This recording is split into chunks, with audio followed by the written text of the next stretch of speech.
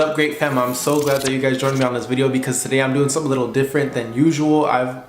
No, it's not really different than usual, I guess. I'm like really maintaining my hair and I'm really like trying to focus on it. Like not trying to fake in any way of like actually maintaining my hair. I just really want to maintain my hair. I was going to do it off camera, but since I'm really trying my best, I really wanted to record this and show you guys the process. This was actually one of the first videos I ever posted on this channel, and it was one of the first videos to ever go viral on this channel. I think it was, well, it was definitely the first video to ever hit 100,000 views. And that video actually was the Kickstarter to inspire me to keep making these videos. And I actually made that video close to 3 years ago. But you guys are definitely in for a good one, so make sure to like up the video and comment down Great Fam if you're part of Great Fam. If you are not part of Great Fam, please subscribe because I drop a lot of great content all week long. But with all that being said, let's jump straight into this video so you guys can see how to maintain your dreadlocks and just to make them look better. So the whole process and what I did is, first off, I showered because I made sure that my hair was clean and I wanted to make sure that there's no oils in my hair because that is major key, especially with dreadlocks. You do not want oils in your hair. You don't want all that buildup in your hair. You want to make sure that your hair is washed and clean.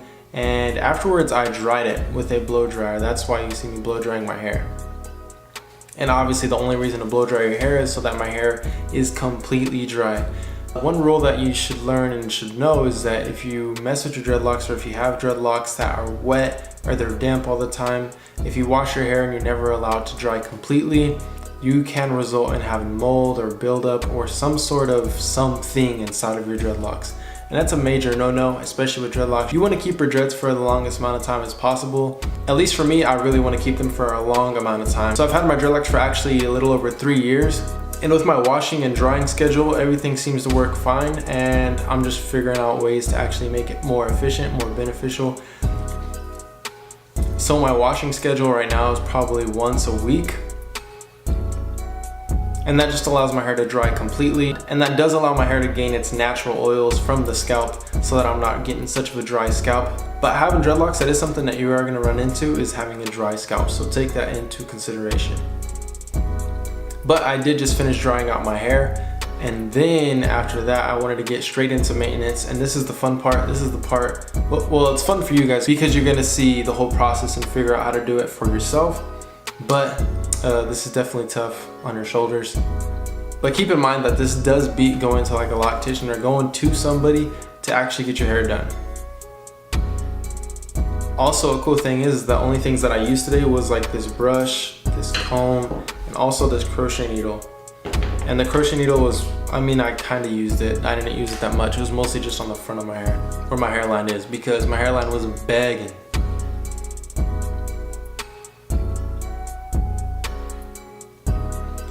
Now the crochet needle I do use is a 12 over 1.00 millimeter. And I find this one to work the best just because it's the smallest one, and you can pick this up at Walmart. I know you can pick it up like in arts and crafts stores, maybe Hobby Lobby. I think that's a place you could also pick it up. But it's basically all you use for knitting. So if you knit, you might have one laying around in the house, but I doubt any of you guys knit. So no, never mind.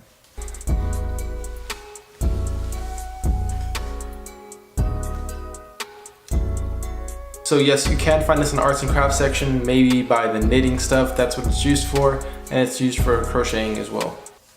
I think it's the same thing.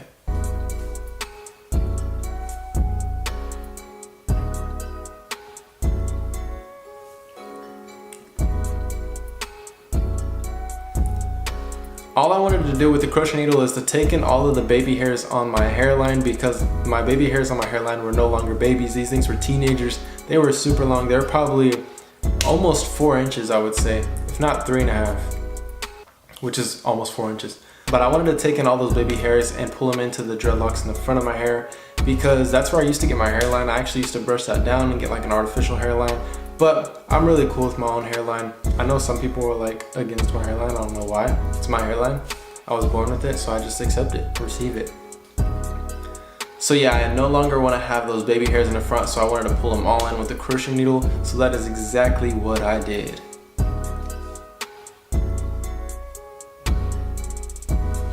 Now this can be a very tedious process, especially if your dreadlocks are skinny like mine.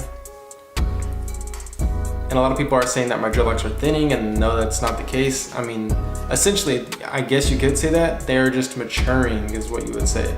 My dreadlocks are maturing, so they're getting tighter, which essentially will make them skinnier. I wouldn't say thinner. They're not thin because all the same hair is still there. I would just say skinnier.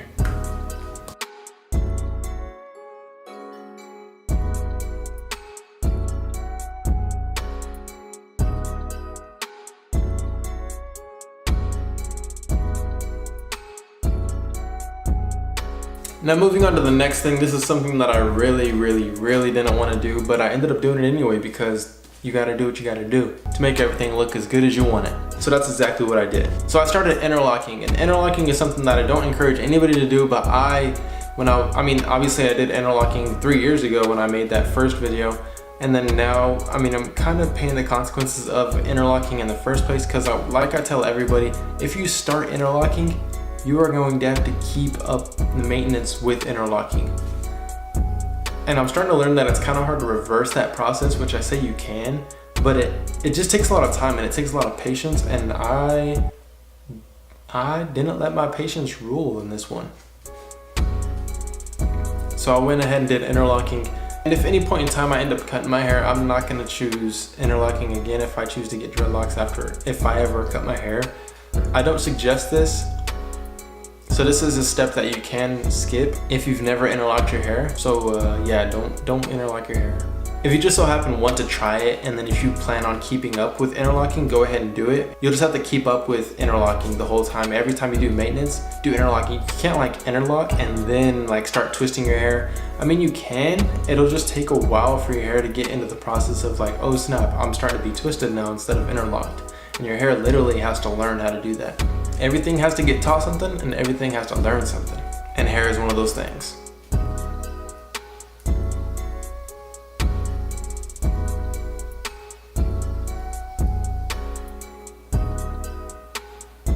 Now while I was interlocking my dreadlocks, I was combing out the roots because obviously I wanted to comb out the root and make sure that the root is all the way out and like extended so that it's a perfect interlock, instead of like interlocking all this like loose hair and kind of just like making sure that all of the hair that needed to be interlocked was being interlocked and that there was no more loose hair. So that's what combing out the roots does. It only benefits you. And you also want to comb out your roots when you're twisting your hair or doing any other form of maintenance, because you want to stretch out your root as much as possible before you do maintenance, because it allows your hair to elongate instead of like getting clumpy and being thick in one part and then skinny in one part, thick in one part. You got to do it consistently. But yeah, like I said, there was probably 3 to 4 inches of new growth alone. About the same length as the baby hairs on the front of my head, where my hairline is.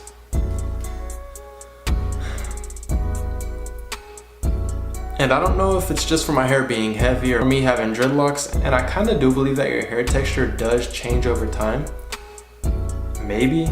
Just depends on if you have long hair or short hair. I feel if you have short hair, your hair texture never really changes, but if you have long hair, it kind of just changes over time. It'll elongate and it'll become more straight rather than curly as it used to be. Because when I was combing out my roots, my hair was really straight. And I'm like, I wonder if I took my dreads out, if my hair would be straight, just because it's so long. And it'll just be heavy, that it'll extend itself.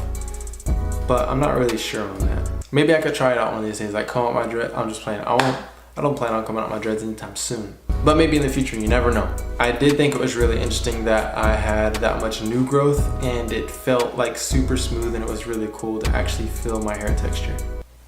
Even though I don't remember that hair texture.